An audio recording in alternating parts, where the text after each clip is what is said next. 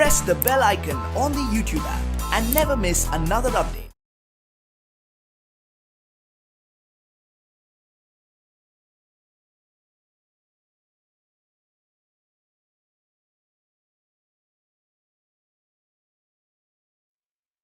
Hello students, so we discuss the NEET test 4, that is botany questions.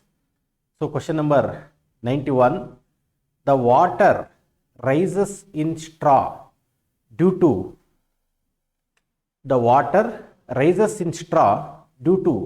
suction, that is due to.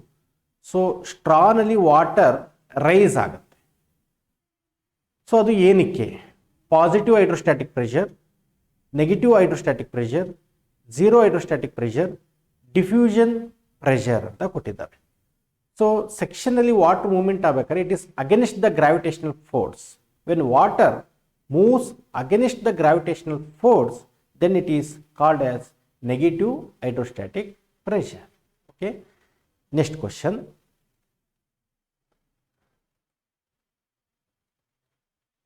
Transport proteins of dash are control points where a plant adjusts the quantity and types of solute that reach the xylem. So transport proteins ಅವು controlling unit. ಅವು ಎಲ್ಲಿರ್ತವೆ? Where they present, where they are located in the plants. So the controlling units ಆದಮೇಲೆ ಏನಾಗುತ್ತೆ? ಸಲ್ಯೂಟ್ಸ್ಗಳು xylem ಒಳಗಡೆ ಹೋಗಿ reach ಆಗುತ್ತೆ. ಈಗ this is the epidermis of roots. Epidermis of roots produces unicellular rootades. After epidermis, there is cortex made up of loosely arranged parenchyma cells. After cortex, there is endodermis. After endodermis, there is pericycle. After pericycle, we can notice the xylem vessels. So the solutes will reach from soil to rootades, rootades to cortex, cortex to endodermis, pericycle, and finally it reaches the xylem. So the transport proteins are located on this endodermis. Transport proteins ellirutte? They are present on endodermis. So they actually judge the movement of solute molecules into the xylem vessel. Okay.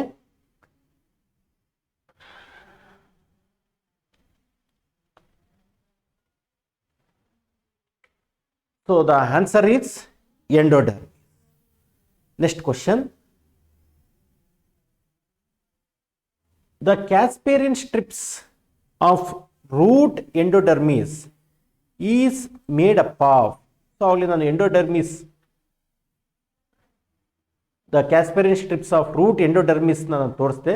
Root endodermis is made up of a chemical substance called as suberin. There is suberin, cellulose, chitin and creatine ಅಂತ ಇದೆ. Suberin ಇರುತ್ತೆ. Suberin is present in cork and endodermis. Suberin plant ಬಾಡಿಯಲ್ಲಿ ಎರಡು ಕಡೆ ಇರುತ್ತೆ. ಒಂದು endodermis ಅಲ್ಲಿ ಇರುತ್ತೆ, ಇನ್ನೊಂದು ಕಾರ್ಕ್ ಸೆಲ್ಸ್ ಅಲ್ಲಿ ಇರುತ್ತೆ. So answer is suberin. Next question, question number 94. Ions are absorbed from the soil by ಅಂತ ಇದೆ. ಸೊ ಸಾಯಿಲ್ ಇಂದ ions absorption take place from passive transport, active transport, both 1 and 2 and imbibition ಅಂತ ಇದೆ. See, ions are present in soil. Some ions are present in soil as a charged ion. And the ion concentration, some ion concentration is less in soil when compared to the root cells. So the charged ions should move from soil to cortical cells by uptaking the energy, that is active absorption.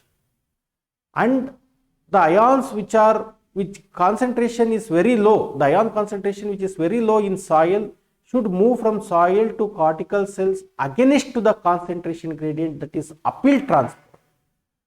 Uphill transport always requires what? The energy in the form of ATP. So it is also active transport. And some ions concentration is more in soil when compared to the cortical cells. Those ions will move from higher concentration to lower concentration, that is from in soil there is higher concentration and in cortical cells there is lower concentration. So the ions will move from higher concentration to lower concentration with the concentration gradient without expenditure of energy, and that is passive transport. So the ion movement occurs into the cortical cell through soil by both, that is passive process and active process. So the transport in plants chapter ಅಲ್ಲಿ ಹೇಳ್ತಾರೆ. So option both 1 and 2. Next question. Remobilized minerals become available to. So the ions which are present in old part of the plant like leaves old ಆಗ್ತಿದ್ದಂಗೆ ಅಲ್ಲಿ ಅಯಾನ್ಸ್ಗಳು ಏನಾಗ್ತಾ ಹೋಗ್ತವೆ ಅಂತಂದ್ರೆ remobilisation, plant older leaves ಇಂದ younger leaves, young growing stems, fruits ಕಡೆ movement ಆಗ್ತಾ ಹೋಗುತ್ತೆ. So remobilisation minerals became available to chlorotic leaves, dried leaves, young leaves, old parts of plant ಅಂತ ಹೇಳಿದರೆ ಓಲ್ಡ್ ಪಾರ್ಟ್ಸ್ ಆಫ್ ಪ್ಲಾಂಟ್ ಇಂದ ಹೋಗ್ತಾ ಇರುತ್ತೆ. It is available for what? Young leaves ಅಂತ ಹೇಳಿದ್ದೀನಿ. ಡ್ರೈಡ್ ಲೀವ್ಸ್ ಅಲ್ಲಿ ಇರೋದಿಲ್ಲ. ಕ್ಲೋರೋಟಿಕ್ ಲೀವ್ಸ್ ಅಂತ ಅಂದರೆ ದ ಲೀವ್ಸ್ ಅಲ್ಲಿ ಕ್ಲೋರೋಫಿಲ್ ಪಿಗ್ಮೆಂಟ್ಸ್ಗಳು ಸತ್ತೋಗಿರುತ್ತೆ. ಸೊ ಅದು ಯೆಲ್ಲೋ ಕಲರ್ ಆಗ್ತಿದೆ, ಡೆತ್ ಆಗ್ತಾ ಇದೆ ಅಂತ ಅರ್ಥ. ಸೊ ಅದಕ್ಕೂ ಕೂಡ ದಿಸ್ ಮಿನರಲ್ಸ್ಗಳು ಸಿಗೋದಿಲ್ಲ. So minerals remobilize and it is available for younger parts of the plant body, that is leaves. So option is 3. Next question. An analysis of the xylem exudates show that much of the nitrogen travels as. ಒಂದು xylem ಅಲ್ಲಿ ಇರುವಂತ exudates ನಾವು analyse ಮಾಡಿದ್ರೆ ಅಲ್ಲಿ nitrogen ಯಾವ ಮುಖಾಂತರದಲ್ಲಿ travel ಆಗಿರುತ್ತೆ ಅನ್ನೋದನ್ನ ಕೊಟ್ಟಿದ್ದಾರೆ. Inorganic ions, nitrate and nitrates, organic form, that is amino acids and amides, molecular nitrogen ಅಂತ ಕೊಟ್ಟಿದ್ದಾರೆ. ಮಾಲಿಕ್ಯುಲಾರ್ ನೈಟ್ರೋಜನ್ ಫಿಕ್ಸ್ ಆಗಿ that nitrogen is absorbed by the soil by roots through in the form of nitrates and nitrites, but it is converted in the form of what? Organic amino acids and amides in roots, and then it is transported to all parts of the plant body. So option is organic form, that is amino acids and amides ಅಂತ mineral nutritions ಅಲ್ಲಿ last ಗೆ concept ಅನ್ನ ಹೇಳ್ತಾರೆ. Okay, next question. A plant organ having high concentration of food, ಒಂದು plant organ ಅಲ್ಲಿ concentration of food ತುಂಬಾನೇ ಜಾಸ್ತಿ ಇರುತ್ತೆ. ಸೊ ಫುಡ್ ಕಾನ್ಸಂಟ್ರೇಷನ್ ಜಾಸ್ತಿ ಇದ್ಮೇಲೆ ಆ ಆರ್ಗನ್ನು ಏನಾಗಿ ಸರ್ವ್ ಆಗುತ್ತೆ? Source, sink, conducting tissue, plasmodesmata ಅಂತಂದ್ರೆ cytoplasmic connection between the two cell ಅಂತ ಕರಿತೀವಿ, through which the molecules will move from one cell to another cell. ಅದಾಗೋದಿಲ್ಲ. So it becomes what? Source. ಅದು ಸೋರ್ಸ್ ಆಗುತ್ತೆ. ಸಿಂಕ್ ಅಂತಂದ್ರೆ utilisation area, sink ಆಗೋದಿಲ್ಲ, that is source. So next, sucrose moves into the sieve tube elements by ಅಂತ ಇದೆ. So after the process of photosynthesis in mesophyll cells of leaves ಅಲ್ಲಿ mesophyll cells ಅಲ್ಲಿ photosynthesis ಆಗುತ್ತೆ. ಅವಾಗ glucose formation ಆಗುತ್ತೆ. That glucose is converted into sucrose. Then the sucrose should move from mesophyll cells into sieve tube cells. Mesophyll cells ಇಂದ sieve tube ಸೆಲ್ಸ್ಗೆ movement ಆಗೋದನ್ನ loading ಅಂತ ಕರಿತೀವಿ. So load ಆಗಬೇಕು ಅಂತಂದ್ರೆ ಸಿಯು ಟ್ಯೂಬ್ಸ್ ಒಳಗಡೆ it should require energy. Solute molecules movement ಆಗ್ತಾ ಇದೆ. ಸಲ್ಯೂಟ್ ಮಾಲಿಕ್ಯೂಲ್ಸ್ಗಳು ಲೋಡ್ ಆಗಬೇಕು ಅಂತಂದರೆ it should requires energy. Then CU ಟ್ಯೂಬ್ಸಲ್ಲಿ ಅದು ಮಾಸ್ ಫ್ಲೋ ಅಲ್ಲಿ ಮೂವ್ಮೆಂಟ್ ಆಗುತ್ತೆ, ಮೂವ್ಮೆಂಟ್ ಆಗಿ ರೂಟ್ ಸೆಲ್ಸ್ ಕಡೆ ಹೋಗುತ್ತೆ. CU ಟ್ಯೂಬ್ಸಿಂದ ರೂಟ್ ಸೆಲ್ಸ್ಗೆ ಹೋಗ್ಬೇಕಾದ್ರೆ ಅನ್ಲೋಡ್ ಆಗಬೇಕು. ಮತ್ತೆ ಸಲ್ಯೂಟ್ ಮಾಲಿಕ್ಯೂಲ್ಸ್ಗಳು CU ಟ್ಯೂಬ್ಸಿಂದ ಅನ್ಲೋಡ್ ಆಗಬೇಕು. Unloading also requires energy, loading also requires energy. But movement of sucrose inside the phloem is in mass flow, it does not require energy and it is passive process. But loading of sucrose from mesophyll cells to CU tubes requires energy, and unloading of sucrose from CU tubes of roots to root cells also requires energy. So ಇಲ್ಲಿ ಕೇಳಿರೋದು ನಮಗೆ loading ಅನ್ನ ಕೇಳಿದ್ದಾರೆ. So ಅವಾಗ it is active transport ಆಗುತ್ತೆ. Active transport ಅಂತಂದ್ರೆ utilisation of energy. Next question, find out one with respect to chief sink for mineral elements. So ಇಲ್ಲಿ options ಕೊಟ್ಟಿದ್ದಾರೆ.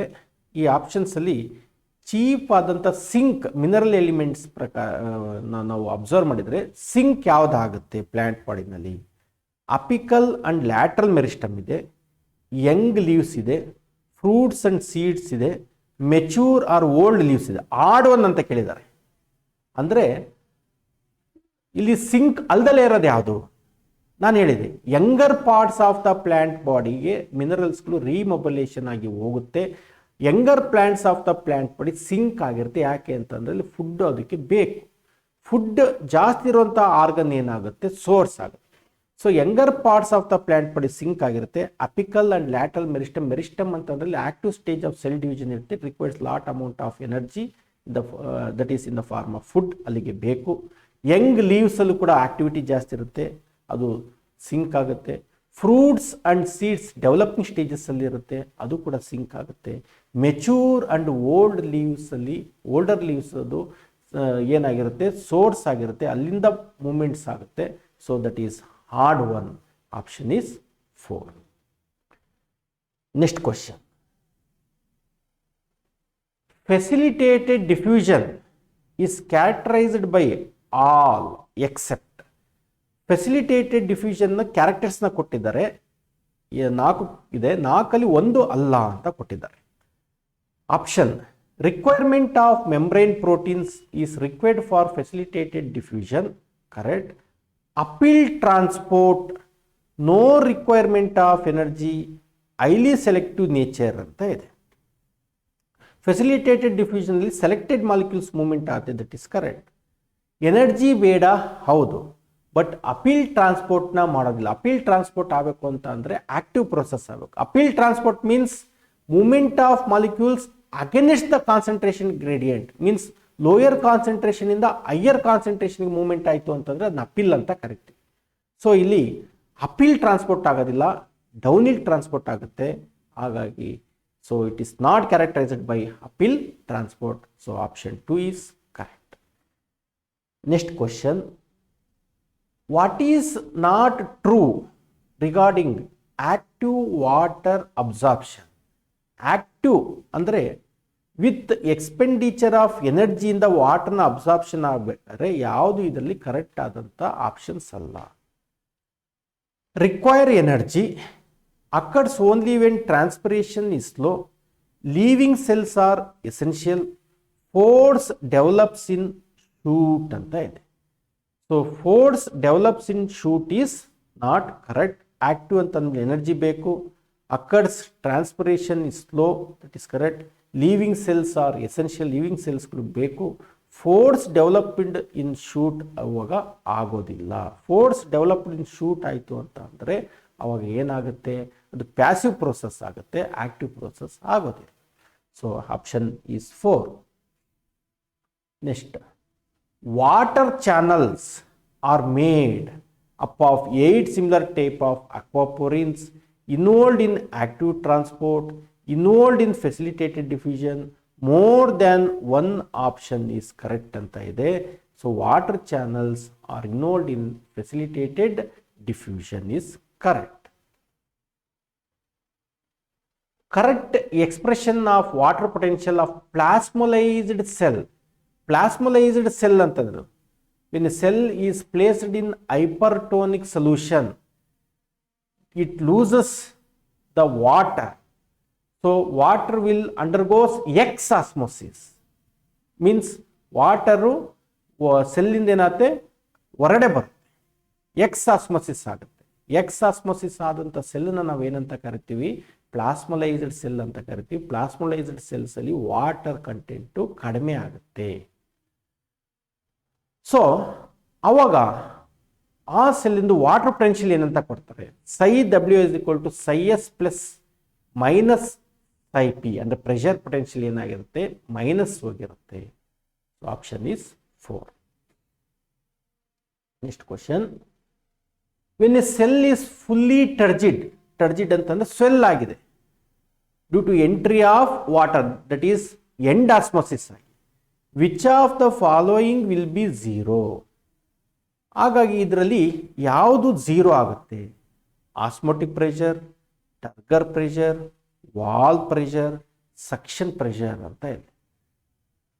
So suction pressure will become zero. Swell ಆಗ್ಬಿಟ್ಟಿದೆ, ಅದ್ರಲ್ಲಿ water ಇದೆ, ಈಗ ಅದು ಮತ್ತೆ ಎಕ್ಸಸ್ ವಾಟರ್ನ ಅಬ್ಸರ್ವ್ ಮಾಡ್ಕೊಳ್ಳೋಂಥ ಸಕ್ ಮಾಡೋಂಥ ಎಬಿಲಿಟಿ ಇಲ್ಲ.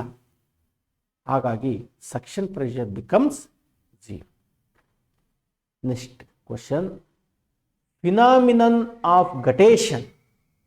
ಗಟೇಷನ್ means loss of water in the form of water droplets through specialised structure called as hydathodes ಅಂತ ಕರಿತೀವಿ, that is called as guttation. So ಈ phenomenon of guttation is regulated by cohesion tension theory. Cohesion tension theory for transport of water, transpiration ಫುಲ್ನ explanation ಮಾಡೋದಕ್ಕೆ, transpiration explain ಮಾಡೋದಕ್ಕೆ guttation ಅಲ್ಲ. It is due to active salute accumulation by phloem. Phloem ಅಲ್ಲಿ solute accumulate ಆಗೋದ್ರಿಂದ ಅಂತ ಕೊಟ್ಟಿದ್ದಾರೆ, that will move through Munch mass flow hypothesis, ಅದು ಕೂಡ ಅಲ್ಲ. Take place to release excessive solutes, excess ಸಲ್ಯೂಟ್ಸ್ನ ಹೊರಗಡೆ ಹಾಕೋದಕ್ಕೆ ಗಟೇಷನ್ ಆಗುತ್ತೆ. Guttated water is always impure because it contains the solute. Transpired water is pure because it is only water vapors, pure water. But gutted water is impure because it contains excess solute which is unwanted, is excreted out through hydrothodes. So option 3 is correct. Next question. Select the incorrect match. Incorrect match ಅನ್ನು select ಮಾಡಬೇಕು. Mn photolysis of water ಅಲ್ಲಿ ಆಗುತ್ತೆ, need ಇದೆ, that is correct. Calcium synthesis of middle lamella is correct. Phosphorus is the component of ATP adenosine triphosphate ಅಂತ ಕರೀತಾರೆ, that is correct. Zinc constituent of coenzyme A ಅಂತ ಕೊಟ್ಟಿದ್ದಾರೆ, coenzyme ಎದು constituent sulphur. Zinc required for auxins growth hormone production, that is wrong. Next question, element present in middle lamella. Middle lamella ಅಂತಂದ್ರೆ it is the cementing layer between the two adjacent plant cell. ಎರಡು plant cell ನಡುವೆ cementing layer ಇರುತ್ತೆ, middle ಲ್ಯಾಮೆಲಾ ಅಂತ ಕರಿತೀವಿ. Middle ಲ್ಯಾಮೆಲಾಗೆ ಏನು ಬೇಕು, calcium ಬೇಕು. So ಹಾಗಾಗಿ CA is correct. The element which helps in joining the subunit of ribosomes. ಎರಡು ರೈಬೋಸೋಮ್ಸ್ ಟೂ ಸಬ್ ಯೂನಿಟ್ಸ್ ಇರುತ್ತೆ. ಆ two subunits protein synthesis ಆಗ್ಬೇಕಾದ್ರೆ they will come together. Two subunit bind ಆಗ್ಬೇಕಾದ್ರೆ ಅಲ್ಲಿ ಏನಿರಬೇಕು ಅಂತಂದರೆ magnesium ಇರಬೇಕು. Next, plants which are deficient in zinc will show reduction in biosynthesis of ಅಂತ ಇದೆ. ಪ್ಲಾಂಟ್ಸ್ ಅಲ್ಲಿ ಜಿಂಕ್ ಕಡಿಮೆ ಆದರೆ, ಅವಳು ಹೇಳಿದ್ದೀನಿ zinc is involved in production of auxin. So plants ಅಲ್ಲಿ ಆಕ್ಸಿನ್ ಪ್ರೊಡಕ್ಷನ್ ಏನಾಗುತ್ತೆ, ಕಡಿಮೆ ಆಗುತ್ತೆ. ಗ್ರೋತ್ ಹಾರ್ಮೋನ್ ಆದಂಥ ಆಕ್ಸಿನ್ ಕಡಿಮೆ ಆಗುತ್ತೆ, ಪ್ಲಾಂಟ್ಸ್ ಅಲ್ಲಿ ಗ್ರೋತ್ ಆಗೋದಿಲ್ಲ. So auxin. Next, which of the following group of elements are mobile. Calcium ಮತ್ತೆ ಸಲ್ಫರ್ ಇಮ್ಮೊಬೈಲ್, ಮೂಮೆಂಟ್ ಆಗೋದಿಲ್ಲ. ಮೊಬೈಲ್ ಆಗಿರುವಂಥ ಎಲಿಮೆಂಟ್ಸ್ನ ಆಪ್ಷನ್ ನೋಡ್ರೆ NPK, nitrogen, phosphorus and potash. So option is NPK is correct. Next question. The anion cation balance in plant cells is due to essential elements like ಅಂತ ಇದೆ. anion cation balance ಆಗಬೇಕು ಅಂದ್ರೆ plant cells ಅಲ್ಲಿ so essential element ಯಾವ್ದಿರಬೇಕು, that is potassium is necessary, K+ ಅಯಾನ್ಸ್ಗಳು ಬೇಕು. Next question, which enzyme is activated by zinc? Zinc ಇಂದ ಯಾವುದು ಎನ್ಸೈಮ್ ಆಕ್ಟಿವಿಟಿ ಆಗುತ್ತೆ ಅಂತ ಕೊಟ್ಟಿದ್ದಾರೆ. Nitrate reductase, nitrogenase, alcohol dehydrogenase, catalases ಅಂತ ಕೊಟ್ಟಿದ್ದಾರೆ. Zinc is activate zinc activate the enzyme called as alcohol dehydrogenase. So option is 3.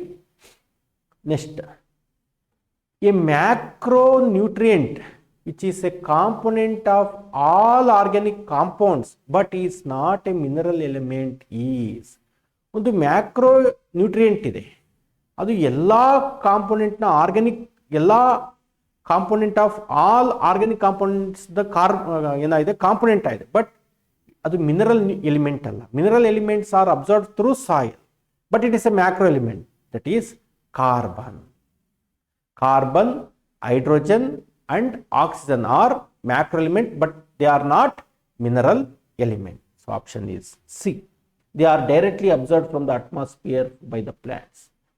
Okay, component of nitrogenase and nitrate reductase enzymes ಕುಡಿದು component ಯಾವುದಾಗಿರುತ್ತೆ, molybdenum ಆಗಿರುತ್ತೆ.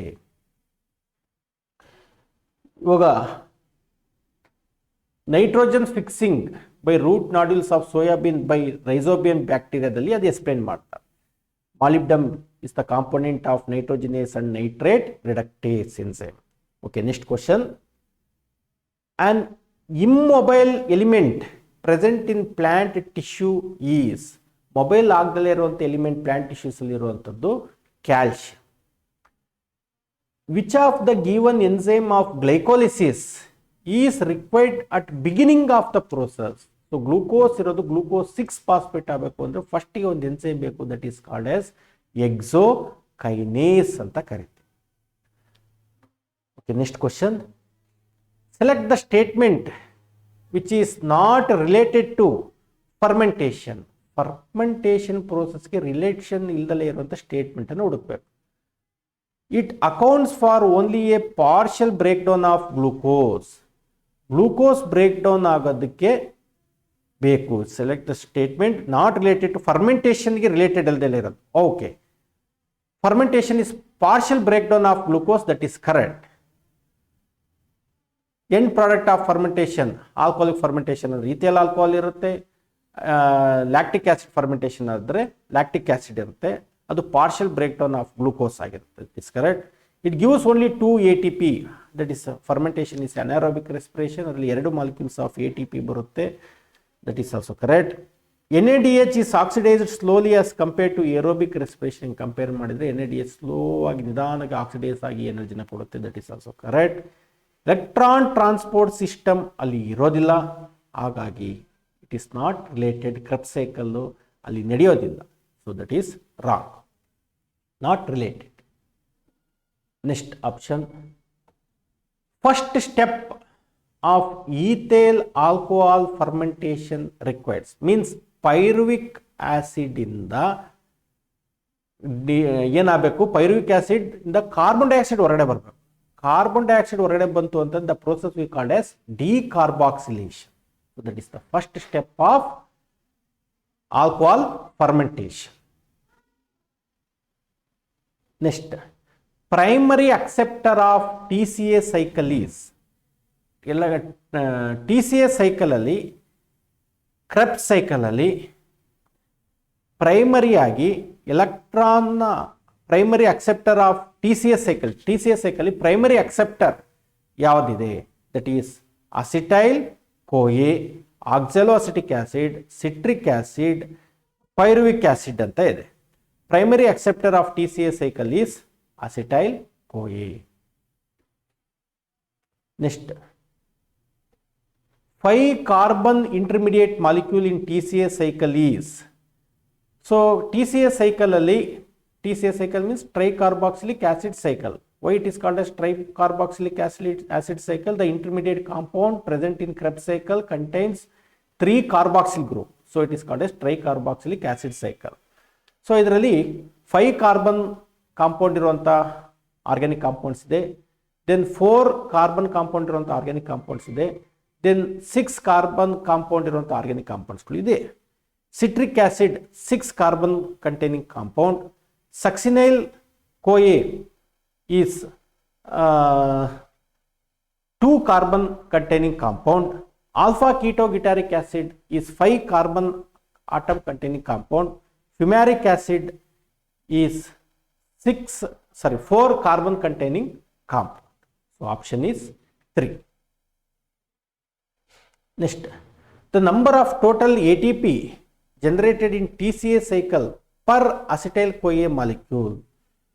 So ಇಲ್ಲಿ TCA cycle li ಒಂದು acetyl ಕೋಯೆ TCA cycle ಗೆ entry ಆಯಿತು ಅಂತ ಅಂದರೆ ಅಲ್ಲಿ ಏನಾಗುತ್ತೆ 3NADH2 ಫಾರ್ಮೇಷನ್ ಆಗುತ್ತೆ, ಒಂದು FADH2 ಫಾರ್ಮೇಷನ್ ಆಗುತ್ತೆ, ದೆನ್ 1 GTP ಫಾರ್ಮೇಷನ್ ಆಗುತ್ತೆ. 1 NADH2 give rise to 3 ATP. So 3 is the 9 ATP. 1 FADH2 give rise to 2 ATP. 1 into 2, 2 ATP. 1 GTP give rise to 1 ATP. So 1 ATP. Total 9 plus 2, 11, 11 plus 1, 12 ATP are formed from 1 cycle of TCA. So 2 cycle of TCA nalli 24 ATP. 1 glucose, 1 molecule of glucose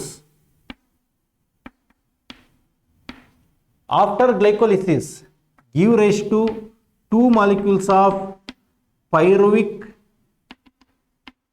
acid. 2 molecules of pyruvic acid get converted into 2 molecules of acetyl CoA. When 1 molecule of acetyl CoA enters, 12 molecules of ATP is produced. When 2 molecules of acetyl CoA enters, 24 molecules of ATP was produced. Okay.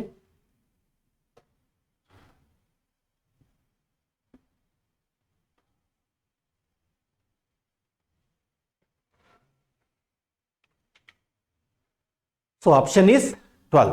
ನಾವು usually 24 ಅಂತ ಹೋಗಿರ್ತೀವಿ, ನೋಡ್ಬೇಕು 1 molecule, ಹಾಗಾಗಿ 12. Next, substrate level phosphorylation in TCA occurs when TCA cycle ಅಲ್ಲಿ, Krebs cycle ಅಲ್ಲಿ substrate level phosphorylation ಯಾವಾಗ ಆಗುತ್ತೆ? Substrate level phosphorylation ಆದರೆ ಏನಾಗುತ್ತೆ? Okay, phosphorylation means what? addition of inorganic phosphate to ADP to form ATP. But addition of inorganic phosphate to ADP requires the energy.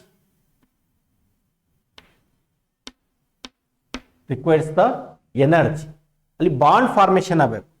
Adenosine ಡೈಫಾಸ್ಫೇಟಿಗೆ ಇನ್ನೊಂದು phosphate add ಆಗಬೇಕು, ಅವಾಗ ಅದು ATP ಆಗುತ್ತೆ. So ಇಲ್ಲಿ ಏನು ಬೇಕು? ಬಾಂಡಿಂಗ್ ಆಗಬೇಕು ಅಂತಂದರೆ ಎನರ್ಜಿ ಬೇಕು. ಸೊ ಈ ಎನರ್ಜಿ 3 ಟೈಪ್ಸಲ್ಲಿ ಅವೈಲ್ ಆಗುತ್ತೆ. ಫೋಟೋಫಾಸ್ಫೋರಿಲೇಷನ್ ಅಲ್ಲಿ ಕೂಡ ATP ಫಾರ್ಮೇಷನ್ ಆಗುತ್ತೆ. Photophosphorylation, photo means light. Addition of inorganic phosphate to ADP requires, if we take the light energy that is in the process of photosynthesis, then it is called as photophosphorylation. Addition of inorganic phosphate to ADP, if it requires the energy during oxidation of substrate, oxidation of food, then it is called as oxidative phosphorylation. Addition of inorganic phosphate to ADP to form ATP, requires energy when the substrate is the electrons, the energy rich electrons jumped from the substrate. When substrate is broken down, then it is called as substrate level phosphorylation. So there are three types of phosphorylation. ಇಲ್ಲಿ ಕೇಳಿರುವಂಥದ್ದು substrate level ಫಾಸ್ಫೋರಿಲೇಷನ್ TCA cycle ಅಲ್ಲಿ ನಡೆದಾಗ ATP formation ಆಗುತ್ತೆ. ATP comes from GTP ನೇ ATP ಆಗುತ್ತೆ, ಕರೆಕ್ಟಾ? So ಅದು ಎಲ್ಲಿ? ಸಕ್ಸಿನೇಲ್ ಕೋಯೆ ಇಂದ ಸಕ್ಸಿನಿಕ್ ಆಸಿಡ್ ಆಗಬೇಕಾದರೆ ಸಕ್ಸಿನೇಲ್ ಕೋಯೆಯಿಂದ ಫಾಸ್ಫೋರಿಲೇಷನ್ ಆಗುತ್ತೆ. ಡಿಫಾಸ್ಫೋರಿಲೇಷನ್, ಫಾಸ್ಫೇಟ್ ಹೊರಗಡೆ ಬರುತ್ತೆ. ಸೊ ಅದು ADPಗೆ ಜಾಯ್ನ್ ಆಗುತ್ತೆ. ಆವಾಗ ಅಲ್ಲಿ ಎನರ್ಜಿನ ಸಬ್ಸ್ಟ್ರೇಟ್ ಸಕ್ಸಿನೇಲ್ ಕೋಯೆ ಕೊಡುತ್ತೆ. So that is called as substrate level phosphorylation. So option is 3. Next question. A Krebs cycle intermediate as raw material for chlorophyll production is synthesized after ಅಂತ ಇದೆ. So Krebs cycle intermediate ಆಗುತ್ತೆ, ಅದರಲ್ಲಿ ರಾ material ಇರುತ್ತೆ, ಅದು chlorophyll production ಈ synthesised after ಯಾವಾಗ? Condensation, substrate level phosphorylation, hydration, oxidative decarboxylation ಅಂತ ಇದೆ. ಸೊ Krebs cycle ನಡೆಯುವಂಥದ್ದು ಆಕ್ಸಿಡೇಟಿವ್ ಡಿಕಾರ್ಬಾಕ್ಸಿಲೇಷನ್, ಆವಾಗ ಕ್ಲೋರೋಫಿಲ್ ಪ್ರೊಡಕ್ಷನ್ಗೆ ಬೇಕಾದಂಥ ರಾ ಮೆಟೀರಿಯಲ್ ಸಿಗುತ್ತೆ. Option is 4. Next question. Select the correct statement with respect to Krebs cycle. Krebs cycleನ ಸಂಬಂಧಪಟ್ಟಂಗೆ ಕರೆಕ್ಟ್ ಆದಂಥ ಸ್ಟೇಟ್ಮೆಂಟನ್ನು ಕಂಡುಹಿಡಬೇಕು. Occurs in cytoplasma and mitochondria in the absence of oxygen. Krebs cycle ನಲ್ಲಿ ಸೈಟೋಪ್ಲಾಸ್ಮಾದಲ್ಲಿ ಆಗುತ್ತೆ ಮತ್ತು ಮೈಟೋಕಾಂಡ್ರಿಯಾದಲ್ಲಿ ಅಬ್ಸೆನ್ಸ್ ಆಫ್ ಆಕ್ಸಿಜನ್ ಇದ್ದಾಗ ಆಗುತ್ತೆ ಅಂತ ಕೊಟ್ಟಿದ್ದಾರೆ. That is wrong. Krebs cycle is aerobic process and it occurs within the mitochondria, matrix of mitochondria, not in cytoplasma. So it is wrong. Favoured by coenzyme NADP ಅಂತ ಕೊಟ್ಟಿದ್ದಾರೆ. Coenzyme NADP ಇಂದ favour ಆಗುತ್ತೆ ಅಂತ ಕೊಟ್ಟಿದ್ದಾರೆ. That is also wrong. Intermediate compounds or products formed during Krebs cycle, they contain 4, 5 and 6 carbon atoms. That is correct. Substrate molecule is a 3 carbon compound. That is also wrong. ನಾನು ಆವಾಗ ಹೇಳಿದ್ದೀನಿ intermediate compounds ಅಲ್ಲಿ 3, 4 ಮತ್ತು 6 carbon ಕಾಂಪೌಂಡ್ಸ್ಗಳು ಇರ್ತವೆ ಅಂತ. So option 3 is correct. Connecting link between respiration TCA cycle and protein synthesis connection link ಇದೆ. So ಅವಾಗ ಏನಾಗುತ್ತೆ ಅಂತಾರೆ, ಪ್ರೋಟೀನ್ ಸಿಂಥಸಿಸ್ ಆಗಬೇಕು ಅಂತ ಅಂದರೆ TCA ಸೈಕಲಿಂದ ಪ್ರಾಡಕ್ಟ್ ತಗೊಳುತ್ತೆ.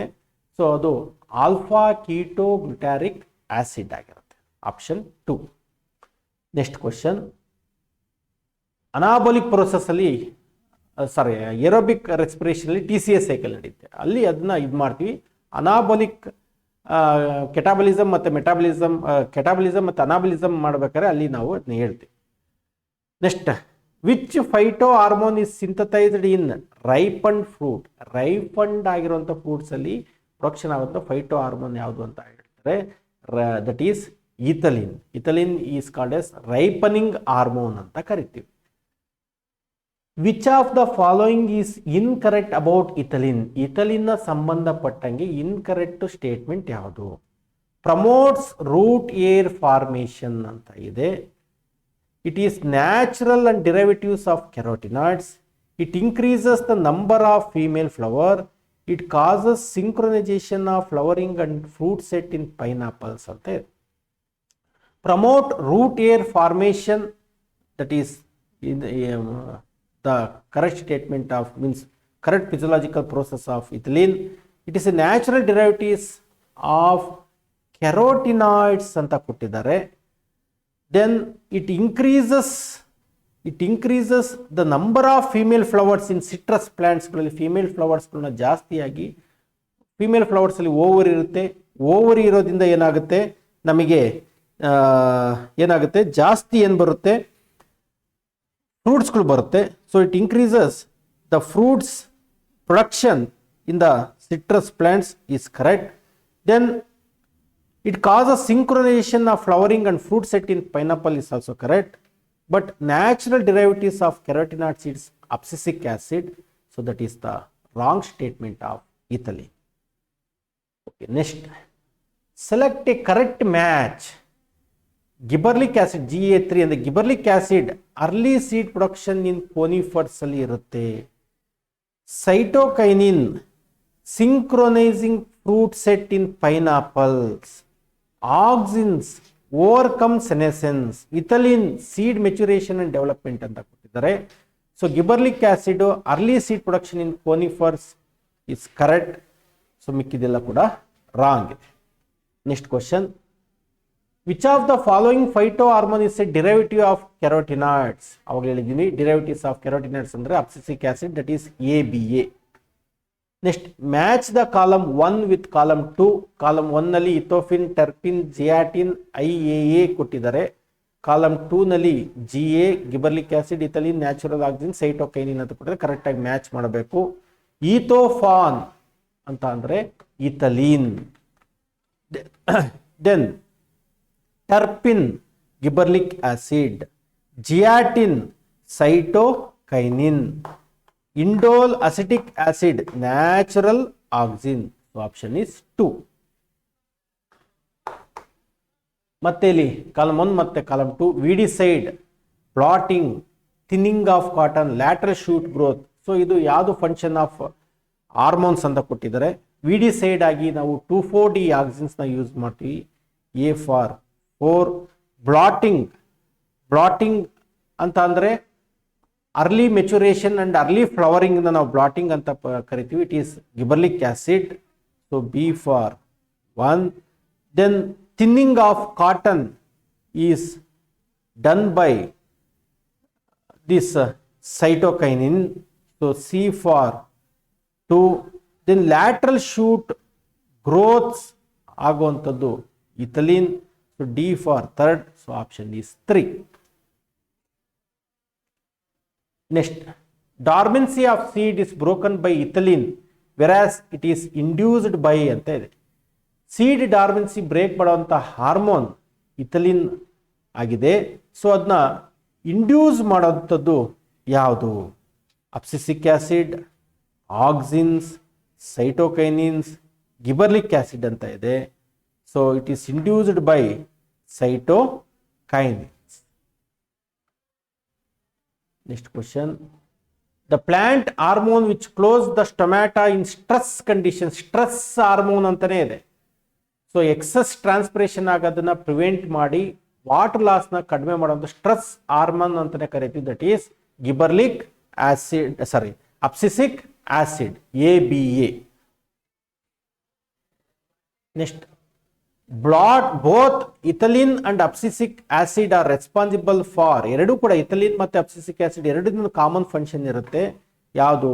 Promoting the abscission of leaves and fruits, induce dormancy of seed, stimulation of apical dominance, then ripening ಅಂತ ಕೊಟ್ಟಿದ್ದಾರೆ. ಸೊ ಇದು both the functions of abscisic acid and ethylene, that is promoting abscission of leaves and fruits. abscission ಅಂತಾನೆ falling, leaves ಮತ್ತೆ ಫ್ರೂಟ್ಸ್ಗಳು plants ಇಂದ fall ಆಗೋದಕ್ಕೆ ಅಬ್ಸಿಷನ್ ಅಂತ ಕರಿತೀವಿ. So ಅದನ್ನ ಇಂಡ್ಯೂಸ್ ಮಾಡುವಂಥದ್ದು that is both ABA and ethylene. Next, dash is a period when growth and development is temporarily stop. Growth ಮತ್ತೆ development temporarily stop ಆಗುತ್ತೆ. That can usually we can observe in seeds and in buds ಗಳಲ್ಲಿ ನೋಡಬಹುದು in unfavorable condition. So that phenomenon we called as dormancy. Dormancy ಅಂತಂದ್ರೆ inactive period of embryo in seed during unfavorable condition or buds in unfavorable condition ನಾವು dormancy ಅಂತ ಕರಿತೀವಿ. ಮತ್ತೆ after favourable condition ಆದ್ಮೇಲೆ seeds germinate ಆಗಿ plants ಕೊಡುತ್ತೆ. Okay, so far we discussed the NEET questions of plant physiology chapters of botany. Thank you.